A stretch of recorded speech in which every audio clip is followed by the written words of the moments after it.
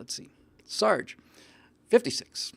What is the sticky wicket on the Brexit deal? Will there truly be chaos in the streets on April 1 if no deal is reached before then? I am arriving in London on April 2nd from Italy. I'm not really up on the latest, Sarge, but the Brexit thing is a very clear example of why we're in the trouble we're in over here and in the West in general.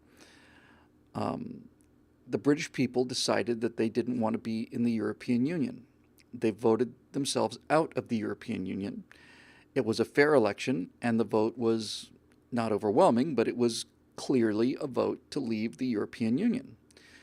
And the unelected elites that make up all of the bureaucracy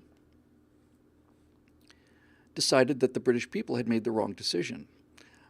And so they basically said, well, since the British people have made the wrong decision, we're going to make sure that we stall this until they make the right decision.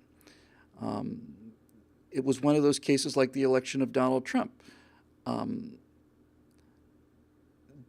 They put the choice to the American people for a vote, certain that they would vote the way that they were supposed to vote.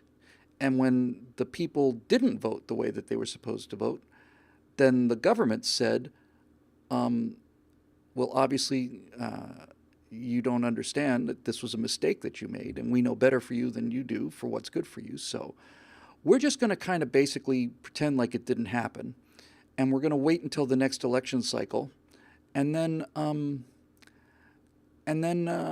we'll try it again. And we'll keep trying until you make the right decision, which is the decision to keep all of us in power and money.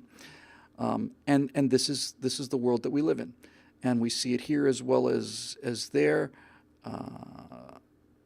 I don't know what to say about it other than just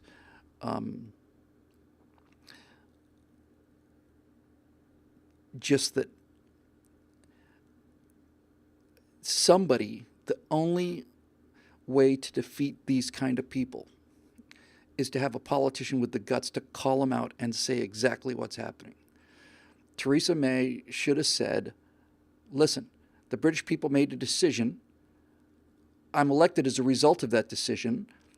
Votes count. Elections have consequences. The British people have elected to leave the Union, and I am here to get us out of the Union, and you don't get to continue voting until you get the results you want. So, get out of the way. And if you're going to take over the country, if you're going to run the country against the will of the people, I'm not going to let you do it without saying that this is what this is. If you don't let this country, if you continue to do all of these blocking and obstacling and stuff that you're doing, I'm going to tell the British people the truth about what's going on is, and what's going on is this is a coup against the British people on the part of an unelected bureaucracy that is simply determined that they know what's better for regular people than they do. And just boom, and just keep on hammering it. But that's obviously not happening. So as far as Brexit goes, it's been 2 years now, and it's like the wall. It's like, okay, well, we voted for it. Where is it? A little song and dance, you know, the delay. Maybe the American people forget about the wall if we just delay it long enough. We'll do one or two more, and then I'm going to get going.